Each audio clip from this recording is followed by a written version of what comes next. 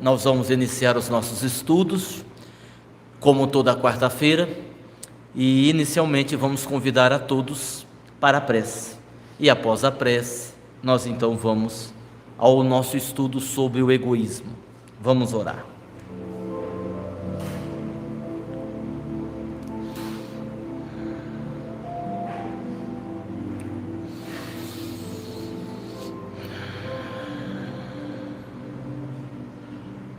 Ao sabor da música suave que está tocando, nós vamos procurando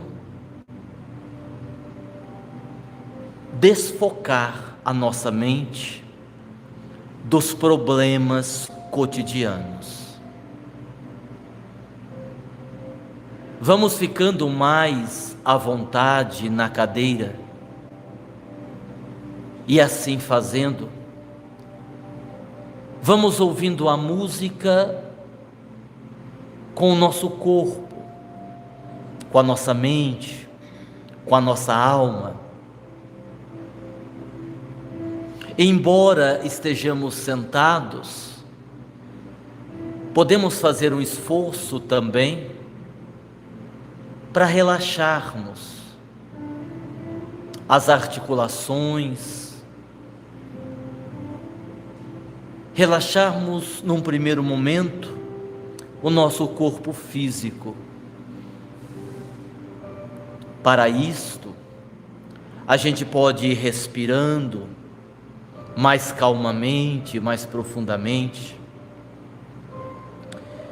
e podemos ir pensando a maneira que relaxamos e ouvimos a música no nosso corpo, nos nossos pés, nas nossas pernas,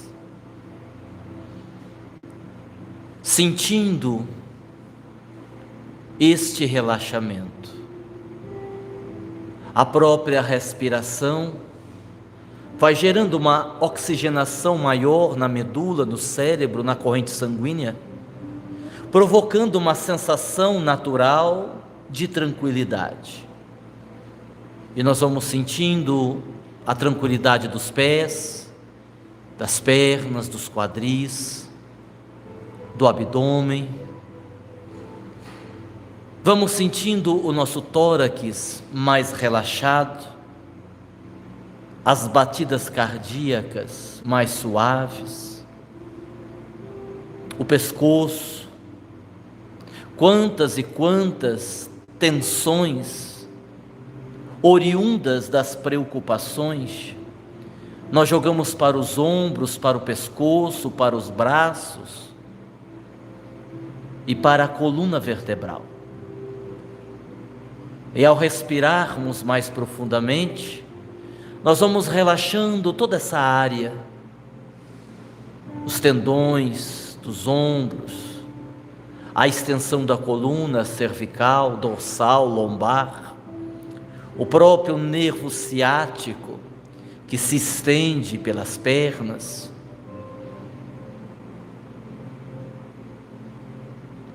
E nesse momento a gente percebe uma maior tranquilidade do que quando chegamos aqui.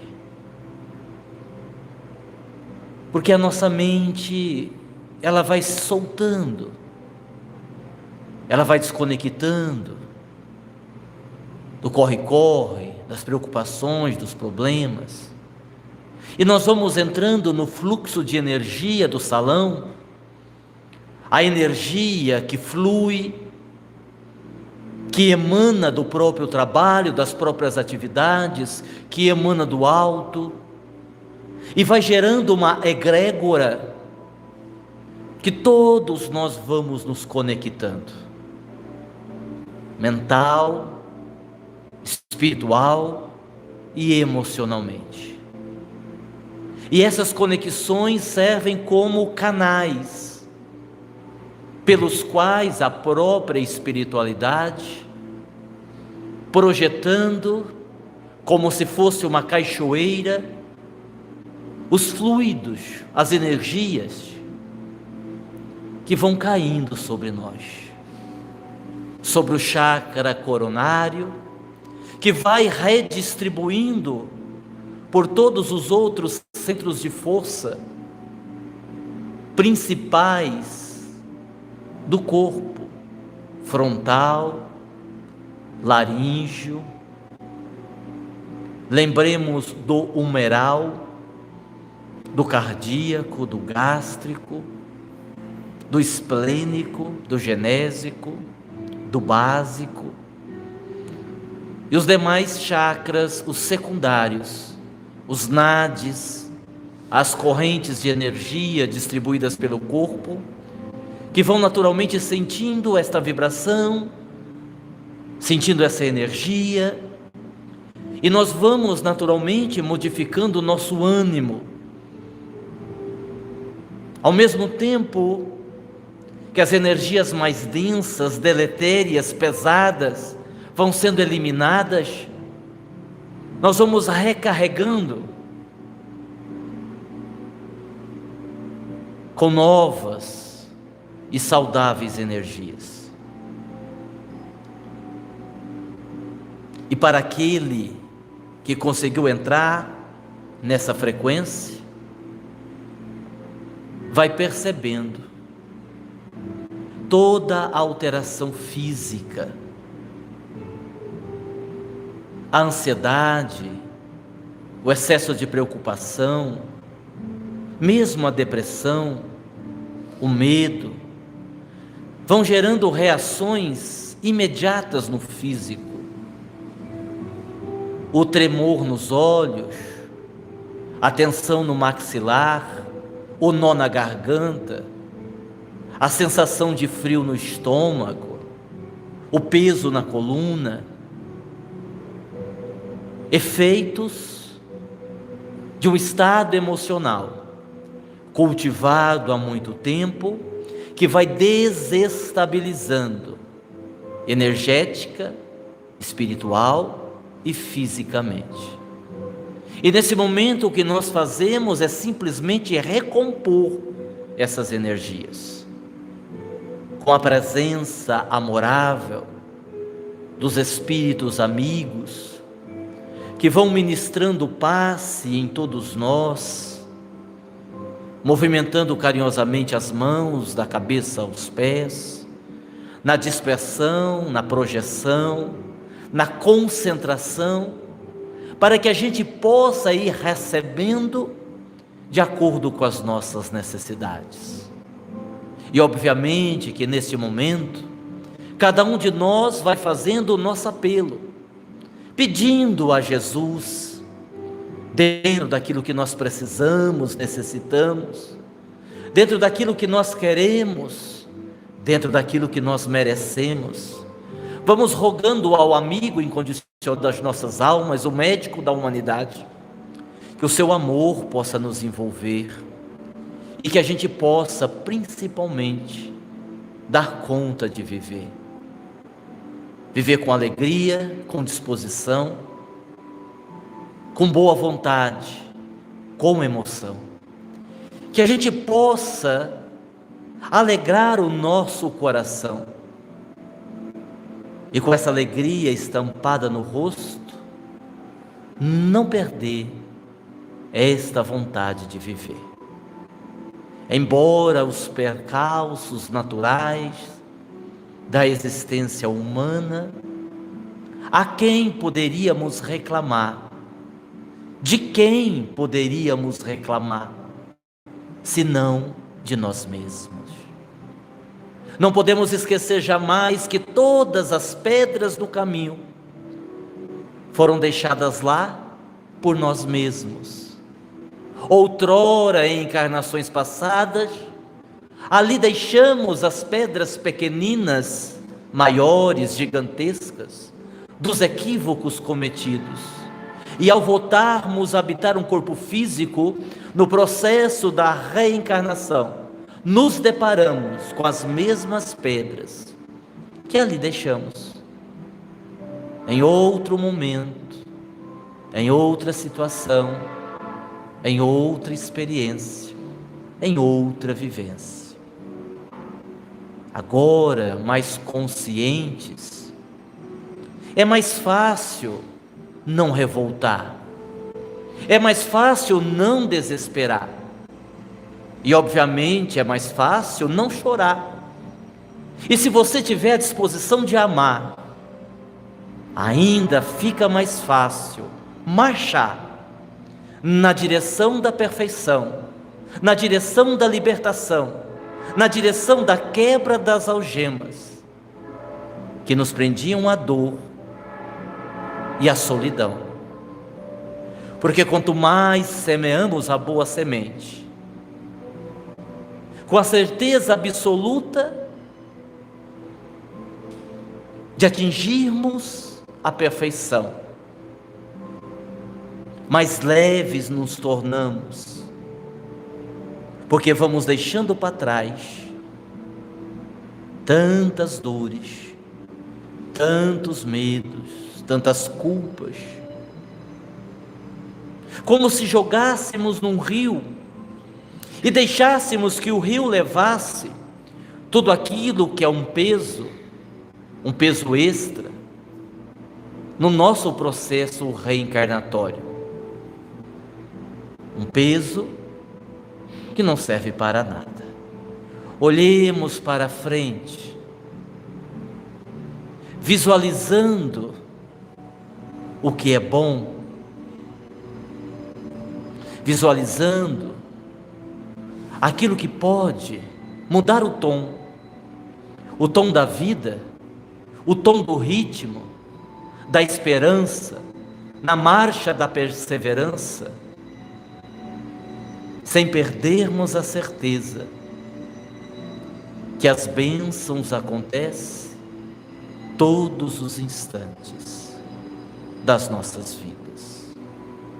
Aqui, no silêncio deste momento, no processo de introspecção, é verdade que vamos enxergando muita coisa que não queríamos ver, mas o que fazer?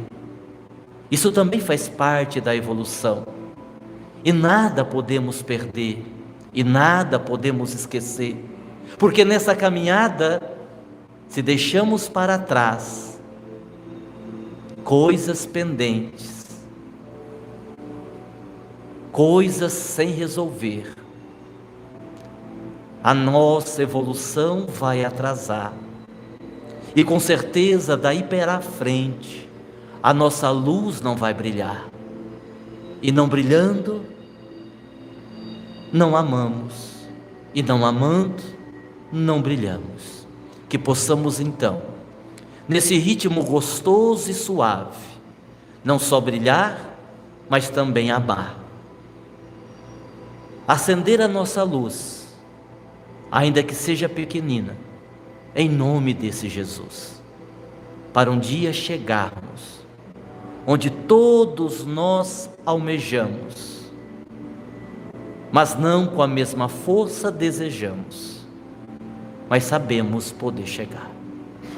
Que Jesus nos abençoe e nos conforte na sua imensa, inesgotável, suprema e irradiante paz, tornando-nos pacíficos e pacificadores, para que a terra se torne, mais cedo ou mais tarde, o mundo dos amores, o mundo daqueles que amam, em nome do Cristo. Que assim seja.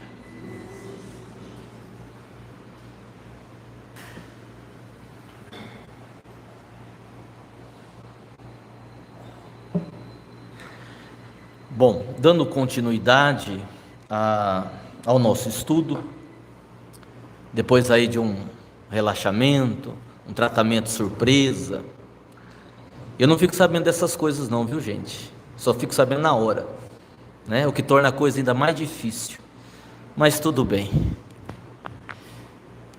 A gente tem que tomar muito cuidado quando a gente vai falar da gente mesmo. Dizem alguns pensadores que a gente nunca deve falar bem da gente mesmo, porque é muito fácil falar bem da gente mesmo. Geralmente, no meu conceito, eu sou o melhor possível, o que provavelmente não corresponde à realidade. Então, quando nós citamos alguns exemplos que envolvem a nossa intimidade, que envolvem o nosso pessoal, o nosso lado pessoal, nós procuramos fazê-lo de uma forma que aquilo sirva como inspiração, para que as pessoas compreendam que se acontece comigo, pode acontecer com qualquer um, já que estamos todos no mesmo barco. Feita essa explicação, para que ninguém pense que desejemos fazer autobiografia, eu me lembro que há muitos anos, pelo menos há uns 10 anos atrás, estávamos conversando com o Dr. Klaus. Eu não me lembrava mais dessa conversa. Foram os espíritos que me lembraram e eu vou usá-la para a gente fazer o ponto de partida do nosso estudo. E eu conversava com o Dr. Klaus e levantava uma questão. Deixando de lado programação reencarnatória, deixando de lado compromisso espiritual, deixando de lado o processo kármico, deixando de lado estas coisas que nós sabemos que existem. Eu perguntava a ele e a José de Moraes: por que é que vocês não buscam outro médium? Porque é óbvio, até pelas mensagens que nós temos hoje nos livros, a bondade de José de Moraes, a sua evolução moral, a capacidade, digamos assim, administrativa do Dr. Klaus, a sua intelectualidade, a sua inteligência. E eu dizia assim a eles, a conversa era mais com o Dr. Klaus, embora José de Moraes estivesse junto. Por que vocês não buscam outro médium? Porque eu apresento grandes limitações, limitações intelectuais, limitações orgânicas, limitações mediúnicas e grandes limitações morais. Então, convenhamos que eu sou um médium meia boca, né? Que o que vocês produzem comigo, vocês poderiam produzir muito mais com outro médium que tivesse uma evolução maior, que tivesse uma condição melhor, que tivesse uma mediunidade mais desenvolvida. E aí o Dr. Klaus respondeu assim: nós concordamos com tudo o que o senhor falou, mas o senhor apresenta uma qualidade que é difícil encontrar, e é por causa desta qualidade que nós preferimos trabalhar com o senhor. Aí até eu fiquei curioso, que eu nem procurando eu acho qualidade em mim, vou descobrir. E ele disse uma coisa que eu quero transmitir para vocês, que é para todos nós. Ele disse assim: é verdade, o senhor apresenta muitas limitações, em todos os níveis possíveis, mas o senhor tem uma coisa chamada disponibilidade, e nós precisamos de gente disponível. Não importa se a pessoa é semi-analfabeta, não importa se ela não é um médium de grande ostensividade, não importa se a pessoa guarda uma certa simplicidade, não importa se ela sabe apenas fazer pão na cozinha ou fazer sopa, não importa se ela sabe apenas segurar uma vassoura, não importa se ela sabe apenas limpar o chão, não importa se ela saiba apenas cuidar de criança, mas se ela está disponível, é essas que nós queremos. A certeza que os espíritos precisam ter que nós vamos estar disponível ao trabalho, que as coisas na nossa vida vão ficar pretas em algum momento, vão ficar difíceis de segurar a barra, mas nós estamos dispostos e pronto para o trabalho. Às vezes essa disponibilidade briga com o nosso egoísmo, com a nossa vida quase sempre fútil, a nossa vida de escolhas, porque numa terça-feira à noite, como ontem, você tem a escolha de tomar uma taça de champanhe, ai que delícia, uma taça de vinho, ou se abster tomando uma água tônica para poder trabalhar à noite. É escolha, é disponibilidade. Eu posso alegar uma dor de barriga, eu posso alegar um cansaço, eu posso dizer que estou com muitos problemas da minha família, e tudo isso pode servir como um motivo para eu não vir, e eu não estou disponível, naquele dia, naquela hora, naquela atividade, naquela sessão, assim por diante.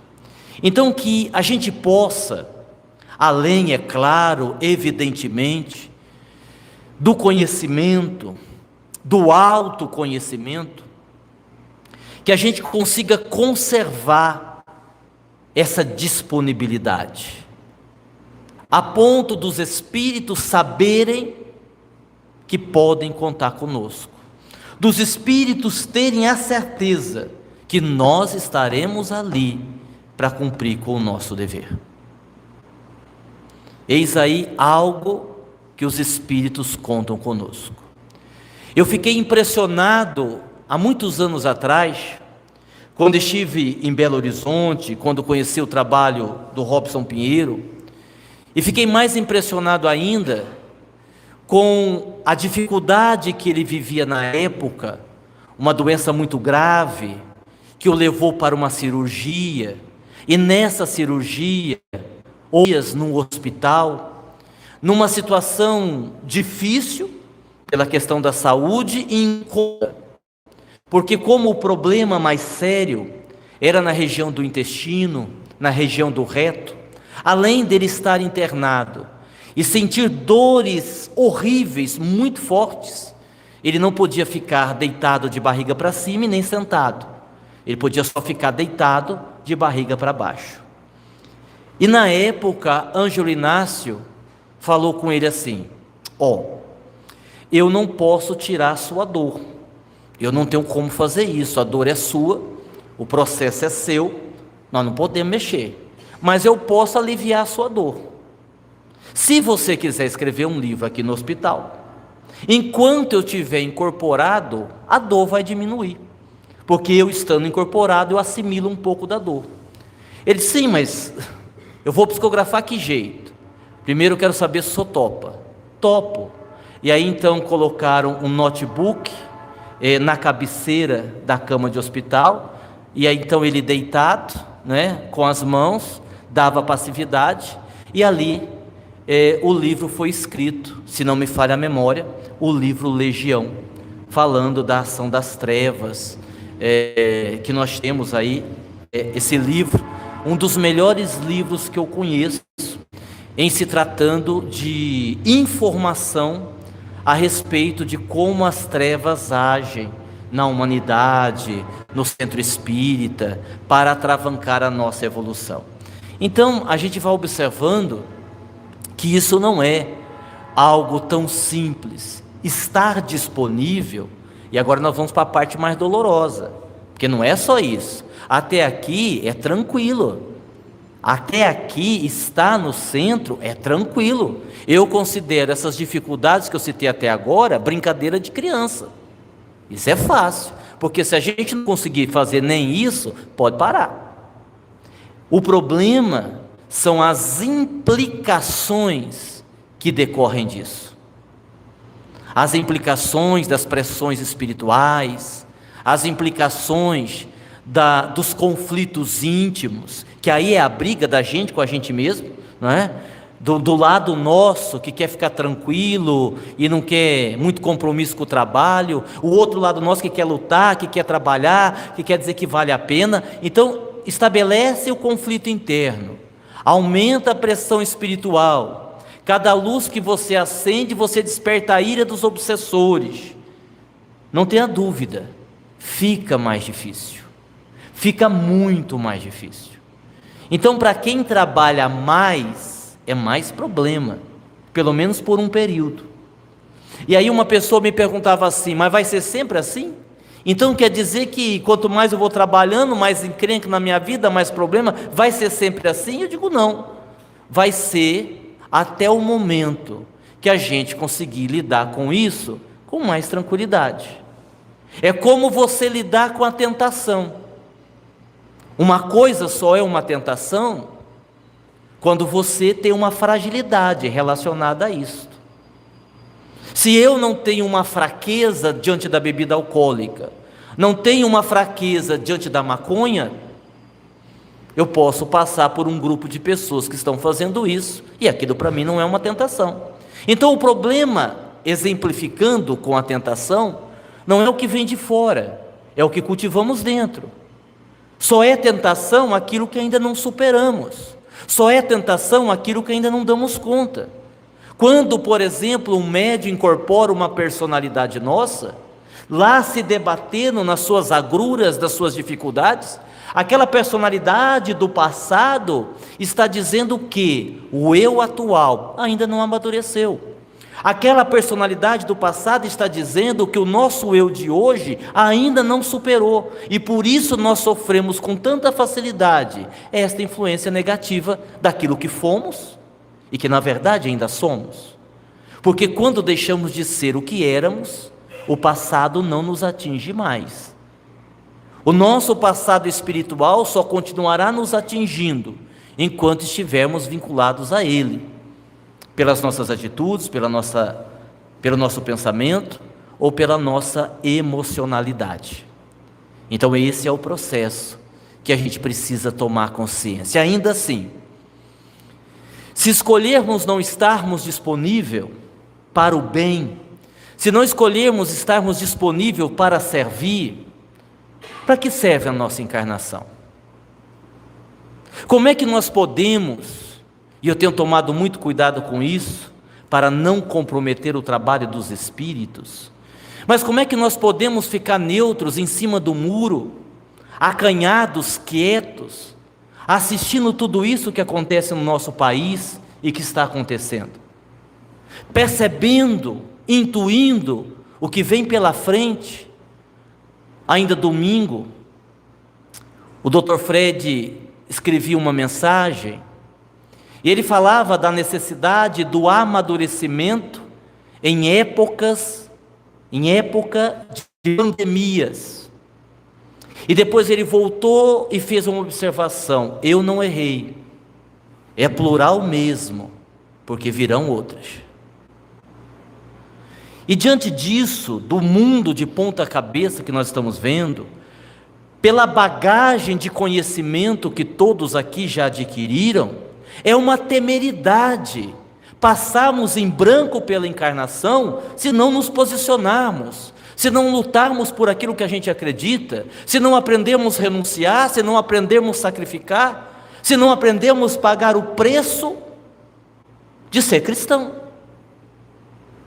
Que, convenhamos, é um preço barato, se considerarmos o que tantos e tantos cristãos de épocas modernas pagaram por seguirem o Cristo.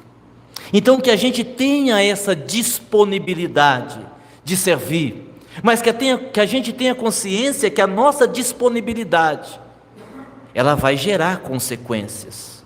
A princípio, que nós vamos achar que não são tão boas, mas que vale a pena.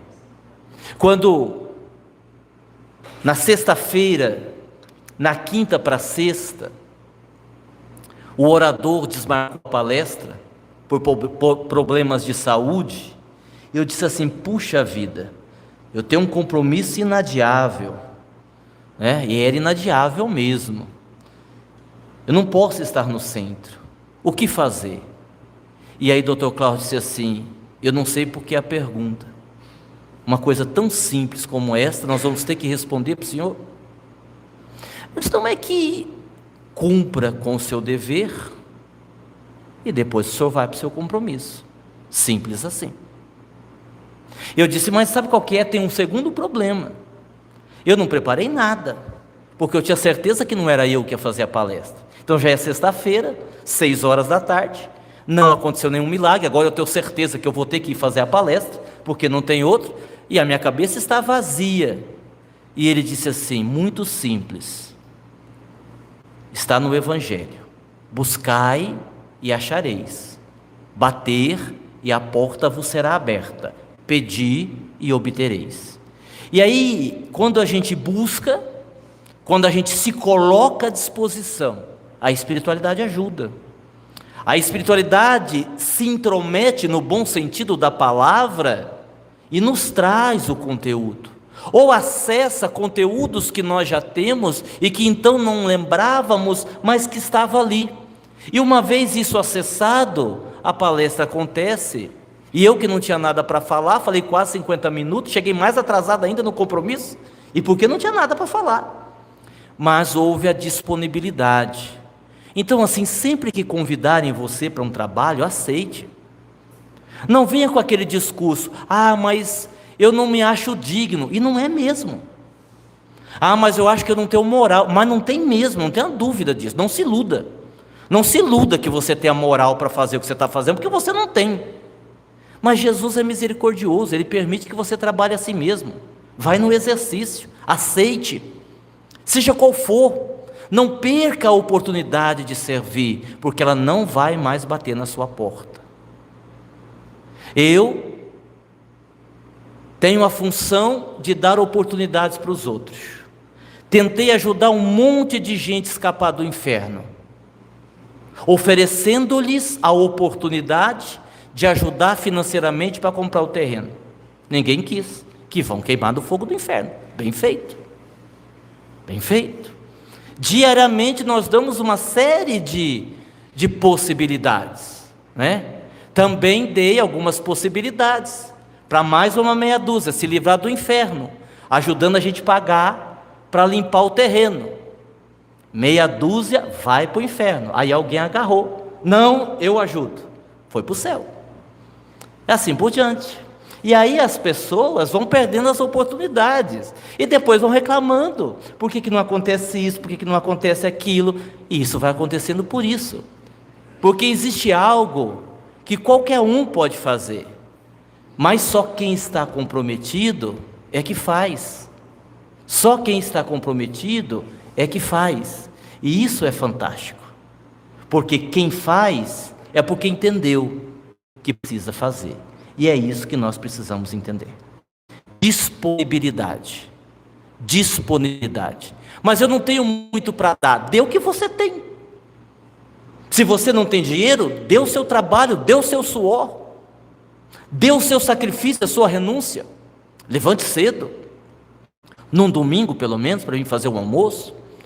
Se você tem condições, ajude financeiramente. Vamos parar com essa história de que dinheiro é coisa do demônio. É nada, dinheiro é de Deus. Às vezes a forma que nós usamos vira do demônio, porque canalizamos mal, mas nós precisamos. Quando é bem direcionado, é divino. Então assim, observe qual é o seu talento. A parábola dos talentos, contada por Jesus, nos faz esse alerta, essa observação. Quem ganhou tantos talentos, multiplicou. Quem ganhou outros tantos talentos, multiplicou. E quem ganhou um talento, enterrou. E ganhou um talento por quê? Porque só merecia um talento. Se é um talento que você tem, multiplique o seu talento. Quantos de nós estamos enterrando o nosso talento? O talento de saber fazer uma boa comida é um talento. O talento de ter habilidade com as palavras para falar, o talento de doar uma energia, o talento da inteligência, o talento do dinheiro, como eu disse agora, que nós precisamos, que é muito bonito a caridade espiritual, é linda a caridade espiritual, mas se pessoas não tivessem feito a caridade material, o terreno não era nosso, porque ninguém vai comprar o terreno com dinheiro de brincadeira. Esse eu tenho um monte aqui, que a Cecília me deu, não sei nem por que ela me deu isso aqui, acho que ela ganhou de alguém, né? Se for de mentirinha, né? Eu até ia tentar depositar no banco amanhã, ver se passava, mas já falaram que não passa, que não adianta tentar, que o banco descobre que é falso, então não vou tentar. Então, é mais ou menos isso que a gente tem que fazer. É assim, a disponibilidade ao serviço, a disponibilidade ao trabalho. É impressionante como os bons espíritos, aqueles que têm uma consciência, uma gratidão, trabalham. Porque quando nós desenvolvemos a gratidão, servir é uma coisa tão fantástica, é uma coisa tão boa, é uma coisa tão gostosa, É uma coisa que gera uma sensação tão boa em nós, que sempre que eu atendo algum cliente, que seja espírita ou espiritualista, e tem que ser espírita ou espiritualista, para que eu tenha liberdade de tocar no assunto, senão eu não vou tocar, o profissionalismo não me permite, mas sempre que eu posso tocar, eu tenho que empurrar para o almoço de domingo, porque eu sei que vai ajudar, que eu sei que vai fazer bem. Eu me lembro de uma cliente minha, simpatizante do espiritismo, numa depressão profunda, e eu disse a ela, já que ela era espírita, teórica, mas era espírita, só vá lá no almoço, vá lá ajudar lá. E ela me contou depois assim, que ela ficou pensando, eu não quero ir não, porque eu estou aqui com depressão, estou triste, minha vida é vazia, minha vida está uma droga, e o cara me manda ir fazer sopa para pobre, almoço no caso, né? Não vou. Mas se eu não for, depois ele vai perguntar, você foi? E aí eu vou ter que inventar uma mentira, e como eu não gosto de contar mentira, eu vou, contrariado eu vou, para ter o que falar depois. E veio, e descascou lá uma cenoura, ajudou ali, mexeu o caldeirão, observou algumas crianças, bastante doentes, algumas anêmicas, isso ela contando depois, uma senhora com uma ferida na perna, que não conseguia marcar médico, um senhor que disse que aquela seria a primeira refeição que ele faria, porque não havia comido nada no sábado, e ela foi se inteirando daquelas situações, e foi ajudando, e foi servindo, e foi ajudando, e foi servindo, e o tempo passou, e quando deu meio-dia e meia, que é mais ou menos o horário que termina o almoço, ela teve um insight, e disse para ela mesma, cadê a minha depressão? Cadê a minha tristeza? E naquele momento ela não encontrou. Ela não estava curada, porque não é um almoço de domingo que você venha fazer que vai curar a sua depressão. Mas naquele momento, nas horas que ela esteve ali, ela não se lembrou da depressão. Porque talvez esse seja um dos grandes problemas para as pessoas depressivas, ocupar demais o tempo com elas mesmas. Porque quando você consegue sair de você, quando você consegue quebrar o egocentrismo, quando você consegue quebrar o egoísmo, e sai de você para cuidar da dor alheia, a tua dor diminui. Ainda que a sua dor seja imensa, e não estamos dizendo que não seja, ainda que ela seja imensa, quando nos ocupamos com a dor alheia, quando nos ocupamos com o sofrimento alheio, aquilo diminui.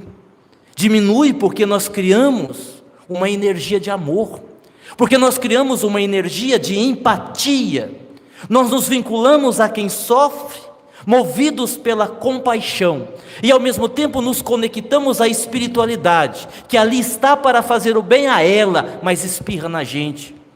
Da mesma forma que você não tem como trabalhar na cozinha sem se sujar, porque espirra a sopa aqui, espirra um tempero ali, o negócio do fogão protege a roupa, a energia do bem é a mesma coisa. Não tem como você fazer o bem sem se contagiar. Eu não vou usar a palavra contaminar, que geralmente contaminação é uma palavra usada mais no sentido negativo. Você é ali envolvida por aquela energia, espirra em você. Quando você aplica um passe, espirra energia em você. Entendo esse espirra simbólico, evidentemente.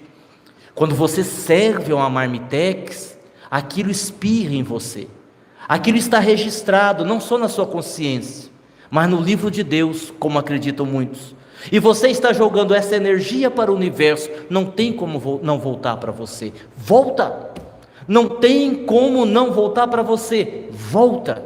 Então este é, sem dúvida alguma, para curar qualquer enfermidade, o maior investimento que nós podemos fazer em favor de nós mesmos, o movimento da caridade, o movimento do bem que possa ser feito a qualquer lugar, a qualquer tempo, a qualquer hora, para qualquer pessoa, o movimento que nos liberta, porque o que nos trouxe até aqui, algemados no sofrimento, foi o egoísmo e o orgulho. E quando eu me direciono em favor de quem precisa, eu quebro essas amarras, porque o contrário de egoísmo e de orgulho é justamente isto, não só a empatia, mas a abnegação, o altruísmo, que são palavras belas de se pronunciar, mas tão pouco usadas, vivenciadas na nossa vida cotidiana.